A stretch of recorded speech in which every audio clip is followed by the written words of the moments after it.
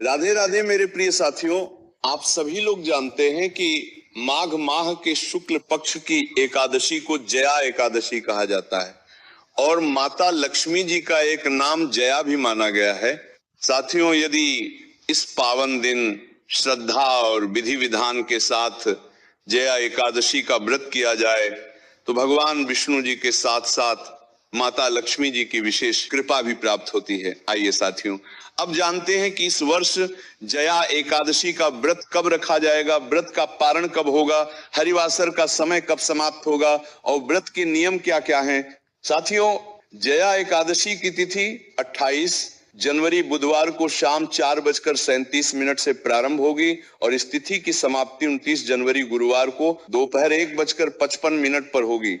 साथियों, उदया तिथि और शास्त्रीय नियमों के अनुसार इस बार जया एकादशी का व्रत 29 जनवरी 2026 गुरुवार के दिन ही रखा जाएगा।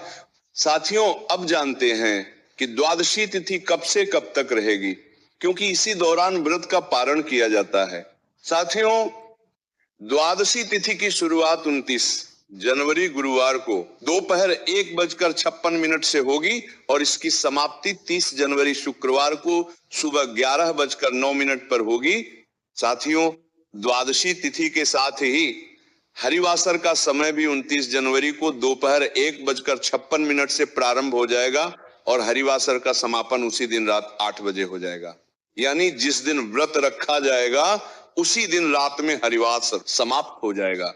इसीलिए इस समय अधिक से अधिक भगवान के नाम का जाप करना अत्यंत पुण्यदायी माना जाता है। साथियों, जया एकादशी का व्रत सदैव अगले दिन शुभ मुहूर्त में ही खोला जाता है, तभी व्रत का पूर्ण फल प्राप्त होता है। इस वर्ष जया एकादशी व्रत पारण का शुभ समय 30 जनवरी शुक्रवार को सुबह 7:10 से लेकर सुबह 9:20 तक रहेगा। इस समय में आप गंगा जल का सेवन कर व्रत खोल सकते हैं और उसके बाद भोजन ग्रहण कर सकते हैं। साथियों, इस बार एकादशी गुरुवार के दिन पड़ रही है और जो लोग गुरुवार का व्रत रखते हैं वे दोनों व्रत एक साथ कर सकते हैं, लेकिन इस दिन एकादशी के नियमों का विशेष ध्यान रखना आवश्यक है। साथियों, जया एकादशी का व्रत रखने वाले व्यक्ति को दशमी तिथि के दिन एक समय सात्विक भोजन करना चाहिए जिसमें लहसुन और प्याज का प्रयोग न हो।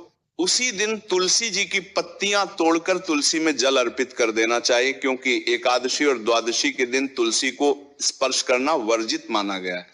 साथियों, एकादशी के दिन सुबह जल्दी उठकर स्नान करके भगवान का अभिषेक करें और व्रत का संकल्प लें तथा पूरे दिन नमो भगवते वासुदेवाय नमः मंत्र का जाप करें।